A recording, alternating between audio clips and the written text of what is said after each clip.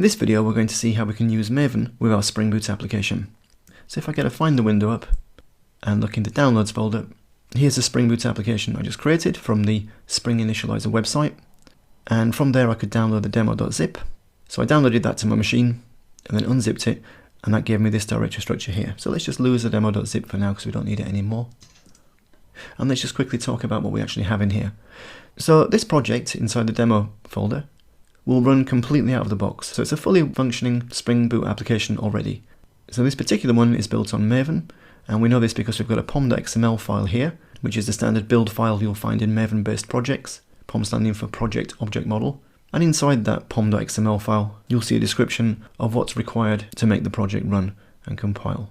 So for example, if we open this up with Sublime Text, you can see here we've got the usual suspects. We've got group ID, artifact ID, version, which are the so-called GAV coordinates under which this project will live in any Maven repository, in the Maven ecosystem.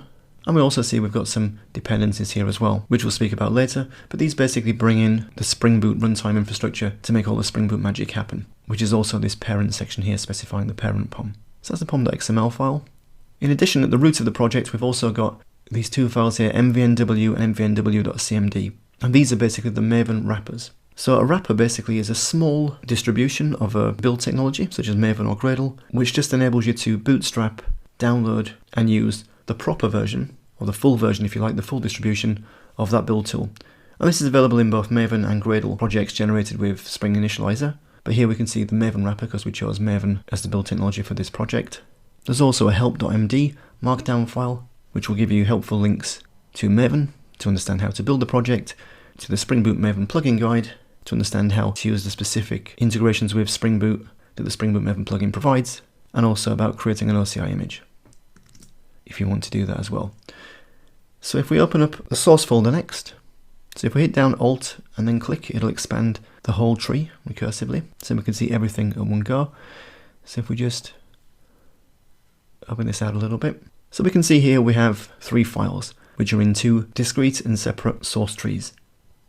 So in this section here, in this source tree, so source main Java, this one here, this is basically the production source code. So in source main Java, this is the production application here, which is demo application.java, which is generated for us.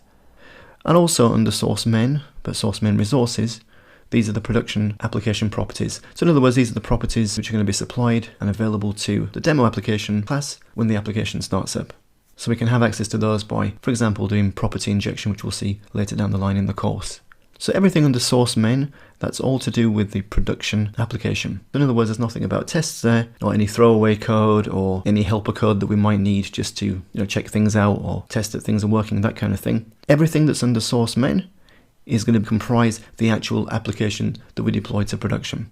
So in other words, if you generate a WAR file, you'd expect to see demo application.class and application.properties in the web classes directory. And similarly, we'd expect to see those artifacts in a self-executing jar file as well. As a sibling to source main though, a sibling to this one, in other words it's on the same level, we can see we have a source test directory tree, and specifically in the source test Java, these are the test Java sources. So here you can see a demo application test.java, which is basically an empty Spring Boot test, which you can then plug integration tests into.